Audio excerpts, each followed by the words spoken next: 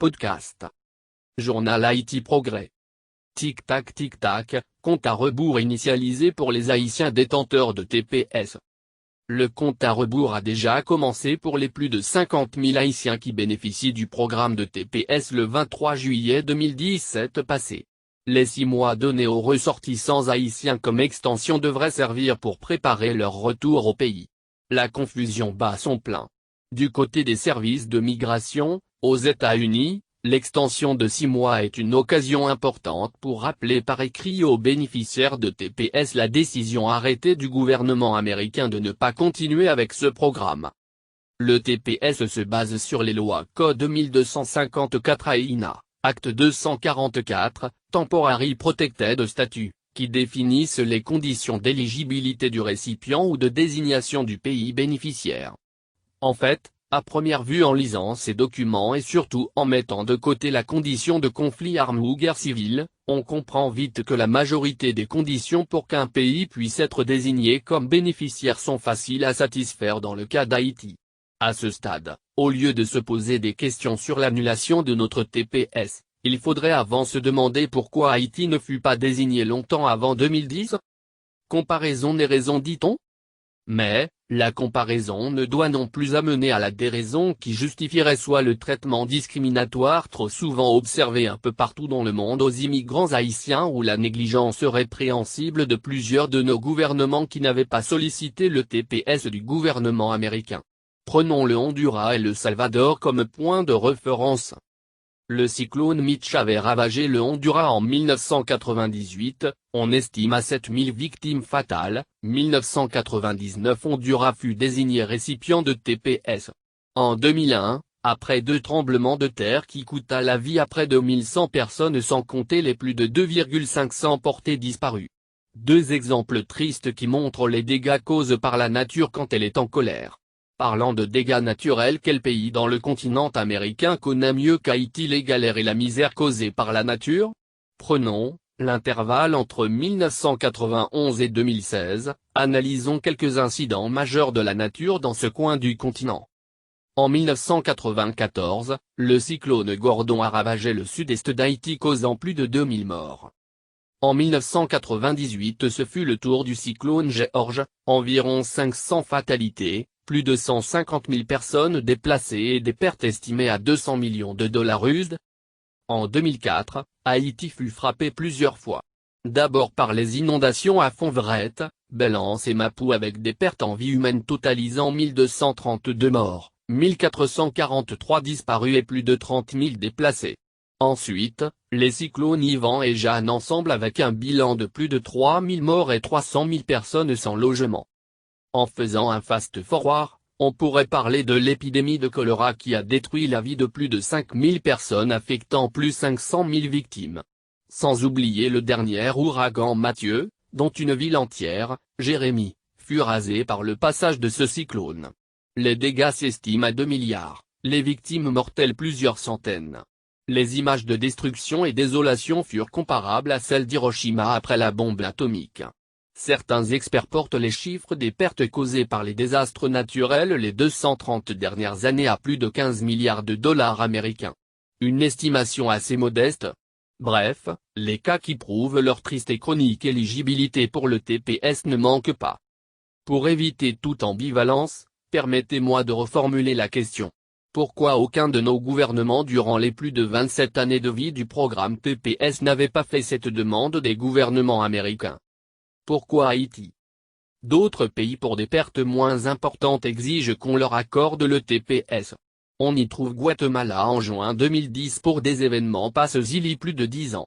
Selon les journaux américains, même après les tremblements de terre en 2010, c'est le département d'État américain sous le gouvernement M. Obama qui aura décidé d'accorder le TPS aux Haïtiens. Aucune demande de la sorte du gouvernement d'alors. En passant, il faut saluer les démarches de certains activistes haïtiens qui cherchent toujours à solliciter des Américains des mains levées en matière d'immigration et surtout dans les cas de déportation. On se demande quel est le vrai rôle de nos représentants officiels, nos gouvernements, les consulats et ambassades d'Haïti qui coûtent si cher à notre nation si pauvre. Comme je l'ai montré dans les paragraphes précédents, Il y eut tellement de cas où Haïti devrait être éligible ou au moins solliciter ce statut de protection pour ses citoyens se trouvant aux États-Unis durant ou après ces événements. Contre tout raisonnement logique et à la surprise même des analystes et experts dans le domaine de l'immigration, le compte à rebours a déjà commencé après l'ultimatum du secrétaire général John Kelly annonçant l'annulation du TPS pour les bénéficiaires haïtiens. Les potentielles victimes et sympathisants n'arrivent à comprendre encore moins et expliquer pourquoi annuler le TPS est menacé de déportation à plus de 50 000 personnes. Et pire, quand ils voient le cynisme avec lequel on demande d'accorder à certains pays comme le Salvador et le Honduras le moyen d'obtenir un statut de résident permanent. Tachytésie. Le gouvernement haïtien en place recommande d'avoir la tête froide. Il ne faut surtout pas paniquer. Des mots consolateurs faciles à formuler mais la réalité déjà montre la sévérité de la situation. Pour certains, ils ne peuvent plus renouveler leur loyer car un contrat de loyer de 6 mois cela coûte beaucoup plus cher qu'un contrat traditionnel de 12 mois. D'autres déjà cherchent un espace chez un ami ou un proche. À défaut, on cherche un entrepôt, storage, pour conserver ses meubles, les plus lourds et encombrants. La rentrée scolaire c'est pour bientôt, faut-il changer les enfants d'école ou attendre le mois de janvier prochain pour le faire avant la date d'expiration du TPS le 23 janvier 2018 ? Pour ces 50 000 compatriotes, le rêve américain se transforme en cauchemar haïtien. Qui viendra au secours de nos frères et sœurs de TPS ? On a entendu les présidents salvadoriens et honduriens qui déclarent qu'ils ne vont pas parler business sans avoir une garantie du renouvellement de TPS pour leurs concitoyens. Est-ce parce que nous n'avons rien à mettre sur le tapis, qu'on n'avait pas pu éviter l'annulation du TPS ? Le silence du côté du gouvernement haïtien inquiète bon nombre. Aux États-Unis, dans nos consulats, l'ambassade d'Haïti à Washington aucune note ou déclaration officielle marquant l'expiration du TPS le 23 juillet dernier et l'extension de 6 mois donnée comme ultimatum pour faire ses valises. À défaut de support officiel, les familles se reposent sur certains journalistes opportunistes dans les médias sociaux, qui s'érigeant en experts, parfois en guise d'informés apportent beaucoup plus de confusion. On fait croire aux gens le TPS va se renouveler tous les 6 mois, certains font écho des promesses et appellent au calme que le gouvernement américain ne peut et ne va pas les déporter. Entre-temps, les officiels ne cachent pas leur sérieux quant au fait d'éliminer ce programme une fois pour toutes en commençant par les Haïtiens. Ils conseillent à tous de se préparer pour éviter tout dérangement ou déportation. On n'a pas intérêt pour le moment à juger nos hôtes. On devrait plutôt les remercier pour la courtoisie accordée à notre pays pendant de 2010 à nos jours. Parlons préparation. Alternative ? Plusieurs familles qui ont pris très au sérieux l'ultimatum ont déjà plié bagages et auraient tourné vers le voisin du Nord plus tolérant envers les immigrants et spécialement envers les Haïtiens, dit-on. Plusieurs jeunes ont déjà appliqué à plusieurs programmes pour les professionnels qualifiés du Canada. Pour les jeunes, peut-être c'est le temps de s'inscrire à certaines universités car ils seront protégés de déportation pendant les études. D'autres déjà pensent à certains camouflages pour se protéger des poursuites des agents de déportation.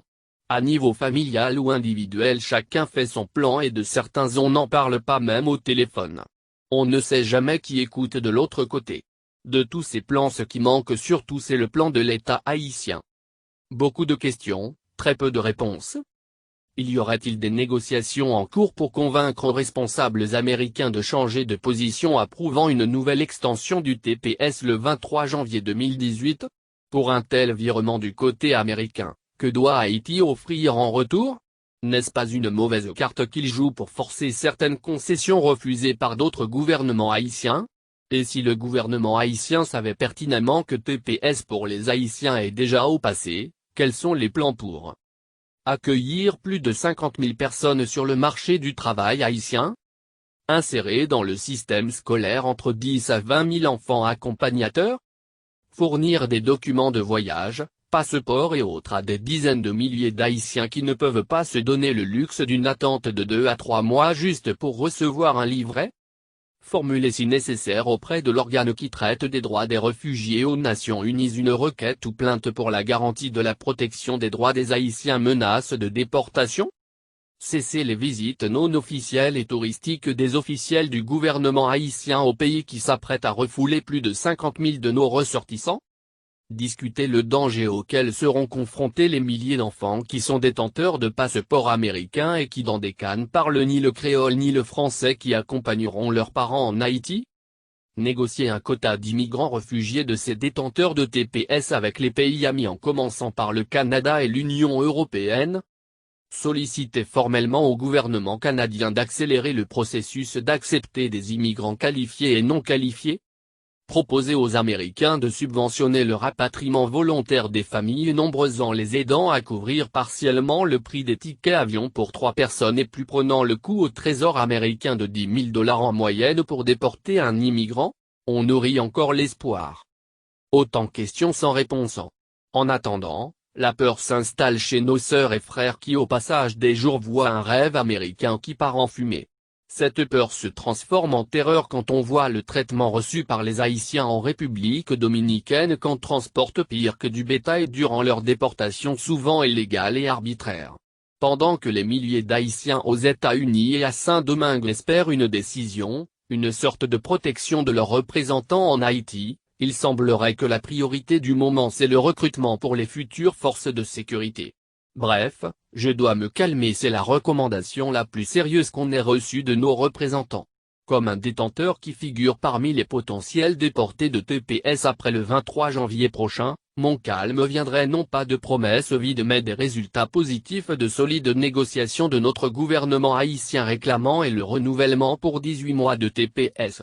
En plus, tout comme le font les gouvernements facilitants salvadoriens et honduriens, l'État haïtien doit négocier avec les États-Unis qui figurent parmi là de nos amis et avec qui on commerce presque, un statut permanent les Haïtiens détenteurs de TPS. Rodelin Almazor. Journal Haïti Progrès. Rubrique Perspective. Podcast.